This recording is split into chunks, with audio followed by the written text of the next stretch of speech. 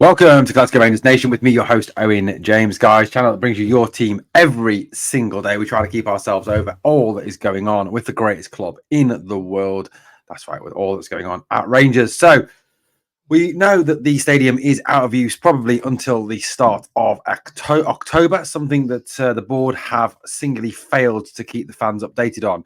We have yet to receive any apology. We have yet to find out if there is any compensation for fans. We've yet to find out exactly what is going on with the whole situation. In fact, you could say that the silence coming from the board is absolutely deafening. I don't want to talk too much about the board because the video that is later, slightly later today, the main video, I've moved it a bit later today because of bringing this video out first. And I really do take it to the board. So if you're a fan of the board, maybe not watch it.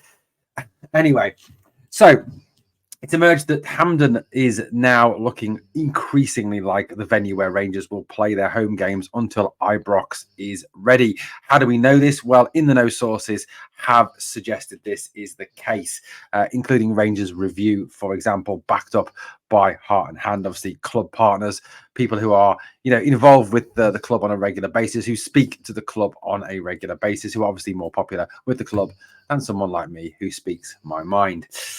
So this is what Rangers Review have put out last night. Rangers are in advanced talks to play at Hampden while Ibrox works continue. An announcement is expected in the coming days. That should be Philippe Clement's side. As Philippe Clement's side, that should be as Philippe Clement's side prepares to start the 2024-2025 season away from home. Really should check your work, guys, before it goes out. So it looks like that Rangers will be using Hampden Park as their home game for the home games throughout, obviously, the month of August and the month of September.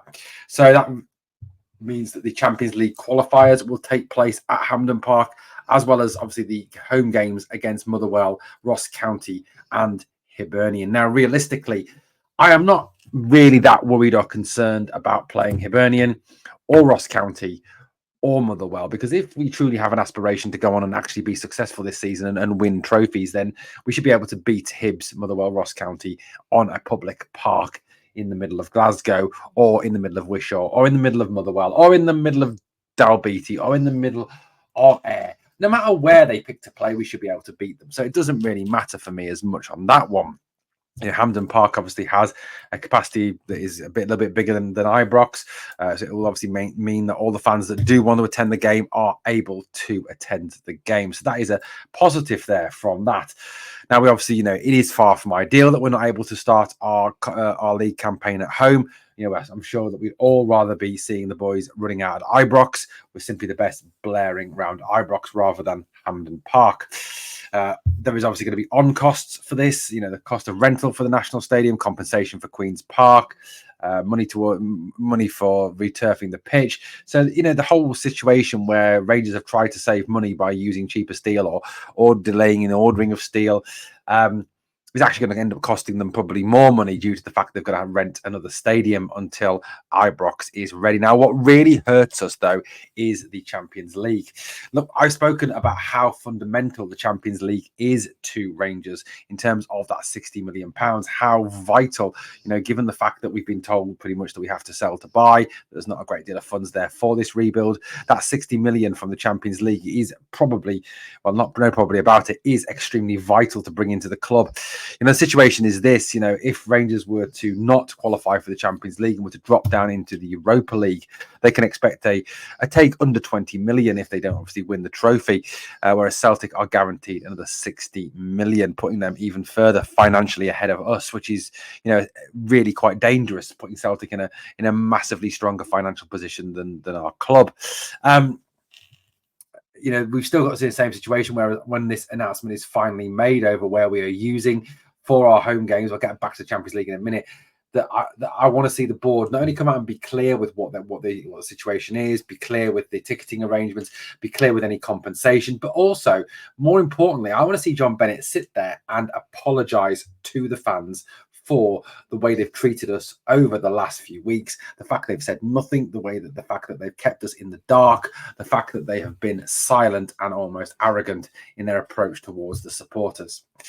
So look, getting back to that Champions League, why is Ibrox so vital? I think we all underestimate to some degree the influence that Ibrox has over, those European nights. How many, European nights has Ibrox inspired us to victory? The Leipzig semi-final, for example, being the prime one amongst that. Ibrox is a fortress. The fact that Ibrox, the fans are over the pitch. It is close to the pitch. Hampden, these fans are set back from the pitch, which does take away from the atmosphere to some degree. Also, you've got to remember as well, that when Arsenal played at Wembley, their record was particularly appalling. Played 6, won 2, lost 3, drawn 1. Rangers do need to, I think we'll really miss having Ibrox as that 12th man that we have on those European nights. And the fact that we're playing at Hampden majorly, not majorly, but somewhat disadvantageous us. Is disadvantageous? It's disadvantageous. That's the word I was looking for.